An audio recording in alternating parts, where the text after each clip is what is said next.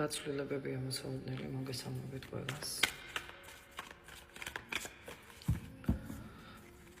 რა ცვლილებებია მოსალოდნელი ძვირფასებო.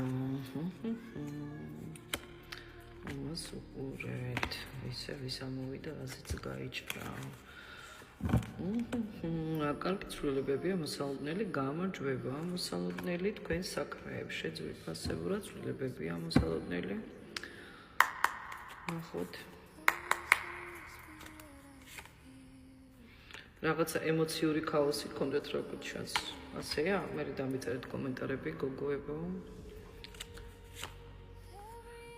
ძიმე ფიქრები, ემოციური ქაოსი და განთავისუფლება ხდება ამ ყველაფრისგან.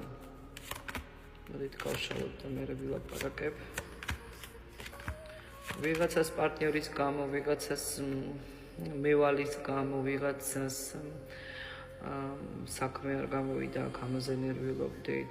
ერთი სიტყვით ბალანსი იყო ძალიან არეული, ძალიან ემოციური ქაოსი, ძალიან გრძნობიარე ადამიანი ხართ, ინტუიციური და ყველაფერს გრძნობთ ათმაგად, ვიდრე რეალურად ხდება, ხო? ძალიან ძიმე ფიქრებიდან გამოდიხართ. რაღაცა ბალანსი იშლებოდა, როგორც ჩანს, თქვენი ბალანსი, ვერ ბალანსირდებოდით. და ახლა რა ხდება, იცით, ვინც თქვენთან არ იყო გულწრფელი, ძალიან დისტანციურდება თქვენგან, წარმოიდგინეთ, მართლა დისტანციურდება, იცოდეთ, იღებს დისტანციას და მიდის. ვიღაცასთან ეს იქნება ქალი, ვიღაცასთან ეს იქნება კაცი. იმიტომ რომ გატყუებდა ადამიანი, იმიტომ რომ არ იყო გულწრფელი. მნიშვნელოვან რაღაცებს მალავდა თქვენგან.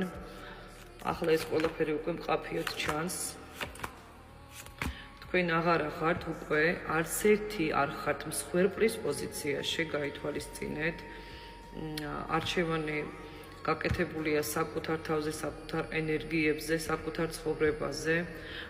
გრძნობთ შინაგან სიმტკიცეს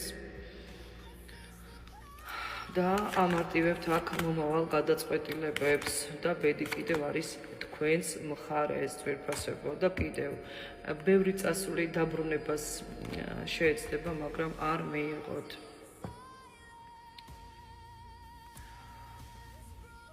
ისე ჩანს თითქოს თქვენი შიდა სიმართლე ნათდება რაღაცნაირად და აღარ რჩება გაურკვევლობები თქვენს ირგვლივ.